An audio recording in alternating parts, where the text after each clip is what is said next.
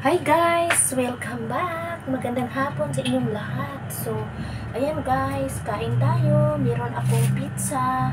Magmukbang tayo guys ng pizza na binigay sa akin ni Ate Merly.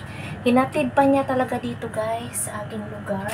And then, ayan guys, nagluto akong kasaba. Ayan, ginataan na kasaba or kamuting kahoy. Bumili ako guys at dapat sana guys ay gagawa ako ng kasaba cake, pero nabisi ako guys kasi ang dami kong ginagawa. Naglilinis ako guys kasi guys padating si among babae guys, padating uuwi siya dito sa Hong Kong guys.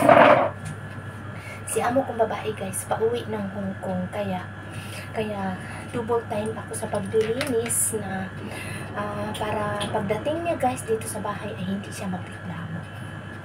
Oo guys, kasi ay siyempre busy ako lagi, kaya kailangan kong maglinis dahil para pagdating niya guys malinis ang bahay. Malinis naman yung bahay guys, kaso lang ay mabusisi yun at kailangan ko talaga na unti-unti ko nang nilonis. So hindi ko alam kung ano bang pizza siya darating. 12 yata. So, malapit na guys, no? So, ayan guys. Kakain muna tayo. Magmukbang muna tayo guys kasi gutom na ako guys. Ay, gugupitin lang natin kasi paghiwain natin guys, masira. So, ayan guys, no? Hindi pa rin talaga ako nakabake kasi ay busy guys, kaya mukbang na lang tayo. Ito guys ang aking kasaba na higataan ako guys, piting na niya. Masarap siya guys, malinamnam kasi ang sarap ng gata na hinalo ko guys, malapot siya. Kalahating gata lang nilagay ko. So ang hinalo ko dito guys ay asin. Ayan. So, meron akong dalawang kaibigan na binigyan guys. Kaya ganyan na lang guys ang natira. Nag-share ako guys, no? Share the blessing, no? So, yung kaplat ko guys, binigyan ko siya. Yung kaplat ko binigyan ko siya kasi noong binigyan din niya akong bangus. So, ganoon lang guys. Kailangan natin mag-sharing sa ating pagkain. So, at saka, itong pizza guys, ay hinatid pa talaga ni Ate Marley sa akin, no? So, ito namang pizza na ito guys, ay paisano. Doon sa one side niya binili. So, hinatid pa niya sa akin dito. Ayan. Hatiin lang natin sa ating gunting. So, mainit siya guys. Nirehit ko siya sa oven. So, ayun. Ano kasi guys, mula nung natikman ko yung Canadian pizza doon sa Hong Kong, ay masarap talaga yung Canadian guys, kaysa sa paisano. Kasi, iba naman, masarap din ang paisano, pero ang ano ko lang kasi sa paisano, masyadong manipis. Yung ano nila, yung dough, manipis, at saka pag nirehit mo guys, pag nandoon ka sa shop nila guys, at then iparehit mo guys, iwan ko guys paano ba nirehit nila, and then pag kinain mo tumitigas. Matigas. Hindi ko alam kung anong flavor ito. May kamatis, may kamatis, guro cheese.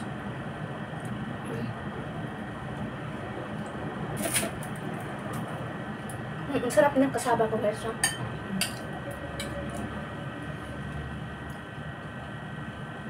So Thursday pa pala tayo ngayon. So binata walang dinner. Kaya maglinis-linis ako guys, no? So ang sarap niya guys. Malinamnam. So namiss ko rin yung kasaba. At kompleto na sana ako guys sa ingredients. Pero, bibili na lang ako ulit at gagawa ako. Tsaka mayroon akong niyog, buo, niyog na Binili ko, nag-keep ko sa freezer. So, pwede kong ihalo.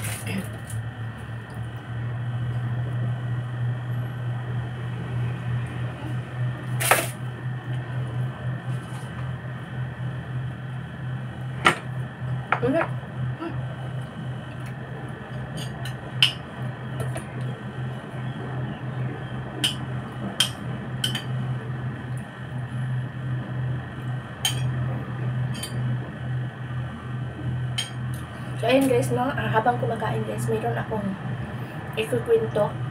Sharing lang guys, no?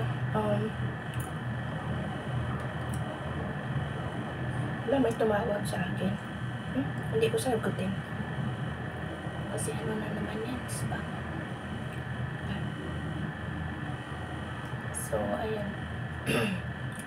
Mahirap pag sinagot ko yan.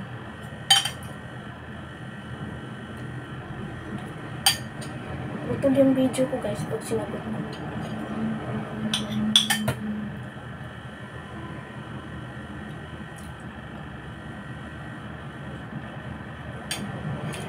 So guys, mayroon na kaming kapitbahay na baguhan. Kasi nga, ibininta na, umalis na yung dating may-ari, tapos ibininta, tapos nirenovate nila guys ng ilang buwan din, siguro mga 6 months. So maingay pag nirenovate. So ngayon guys, tapos na yung bahay.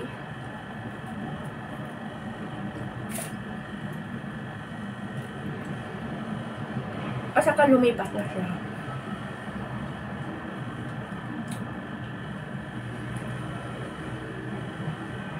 So may katulong na Pilipina. Na-meet ko na yung Pilipina. So kanina guys, talagang ang plano ko talaga, pinuntahan ko yung kaharap niyang Pilipina na matagal na rin dito, almost 25 years na yata dito sa flat na ito yung Pilipina at sa amo niya, nag-iisang amo. Ngayon, nung binigyan ko siya ng kamuting kahoy, sabi ko, Day, alam mo Day, na-stress ako talaga Day sa ingay ng pintuan ng kapitbahay na baguhan. Kasi, grabe talaga guys, pag nag-close sila ng pintuan guys, bang talaga guys, yung parang, yung building ay parang guguho at parang umuugong yung building dahil sa lakas ng pagkasara ng pinto. Mga almost 1 month din guys na talagang minanmanan ko lang, talagang sige lang, napaganon siguro sila mag-close ng pinto, no? Pero kahit nasa kwarto ako, gata malayo yung kwarto ko at marinig mo talaga guys na umuugong yung building namin guys habang pag nag-close sila ng pintuan. So sabi ko doon sa ka-flat ko na Pilipina na binigyan ko ng kasaba, dahil sabi ko, di mo ba narinig yung ingay nila, yung ingay ng pinto pag na-close sila? Sabi niya, ay oo, grabe. Sabi ko, gusto kong mag-doorbell.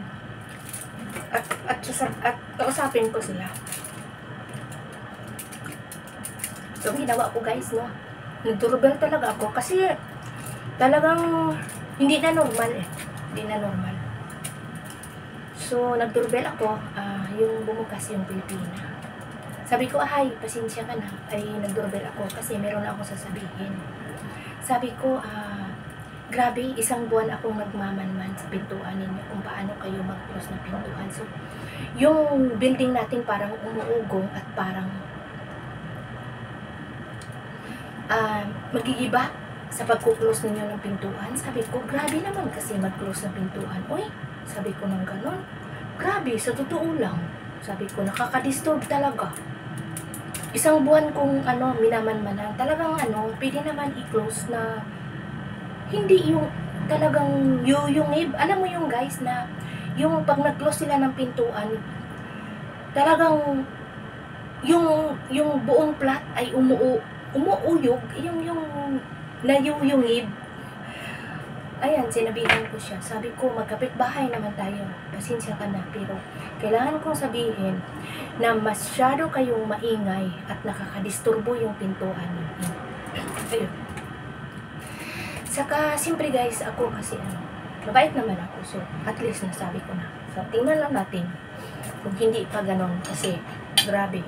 grabe talaga. Yung pag nag-close talaga ng pinto guys, bang! Hindi, parang hinagisan guys, parang granada. Yung ganong sitwasyon, parang granada talaga sa lagapak, no? Lagapak, pag naglagapak siya guys, parang ano, yung ano ba yung nayuyungig yung buong plat. Parang guguho yung building, yung ganon guys. So, ayun, pagsabihan ko na. Pero, hindi naman ako takot guys kung amo ang nakaharap sa akin, pero yung Pilipina. Kung amo ang nakaharap sa akin guys, hindi ako takot, sasabihin ko pa rin na ang ingay talaga ng pintuan mo pag nag-close kayo. Kasi yung yung Pilipina guys na doon banda, nagreklamo din siya sa akin. Sabi niya, alam mo ba, sabi niya gano'n, pag nag-close kayo ng pintuan nyo, parang yung building natin umuugong. Sabi niya gano'n guys, umuugong. Sabi ko, oo, kasi minsan yung binata, lalo na guys, pag malakas ang hangin, kasi pising kami sa dagat, and then pag yung windy na malakas talaga guys, yung pintuan namin, pag lumabas ka guys, pag malakas ang hangin, pag hindi mo na ano yung pintuan, talagang magkuklose siya guys, no? Talagang mag-ingay talaga siya na parang granada talaga. So, malakas talaga nung. So, ayun, napagsabihan ko na yung Pinay, tingnan lang natin. Kaya sabi ko sa kanya, sabihan mo yung amo mo. Kung mag-close sila ng pinto, pwede naman yung dahan-dahan. Pwede naman i-close yan na walang ganyang tunog na talagang parang magigiba yung building. Guys. So, ayan guys, no, na-share ko na guys. Kasi guys, dito din sa Hong Kong guys, may nangyari guys na ikwento ko na rin doon sa Hong Kong. Merong building, kasi may mga building din doon guys sa Hong Kong na yung mga hindi naman mataas na nakatira. Yung parang luma na rin. Tapos, ni-renovate yun guys ng siguro, mayroong plat na nag-renovate. So, kasi dito pag nag-renovate sila guys, talagang maingay. Ganyan talaga, no? Talagang gigibain yung mga wall na hindi ko maintindihan kung ano yung mga ginigiba nila. Basta maingay, no? So, habang nag-renovate sila guys, yung building guys na na collapse. Ano ba guys ba? Bang! Ganun ba guys ba? Sira talaga dahil sa pag-renovate na binarina yung mga wall ba. So, nagiba, na lusnak po sa amo pa guys, sa Cebuano pa guys, talagang nag-collapse, no? Ganun ang nangyari, kaya ayun. Ay, naku, ganun talaga ako guys, no? Pag may katwiran ako, talagang, wala naman masama guys, no? Kung magsalita ka, kasi, sobrang ingay talaga, no? So, ayun. So, ayan guys, no? Pasensya na guys. Thank you guys. Nakipag-share ako. So, dito na ako guys mag-end. Ang bilis ng minuto, no? So, thank you for watching guys. God bless. Bye-bye.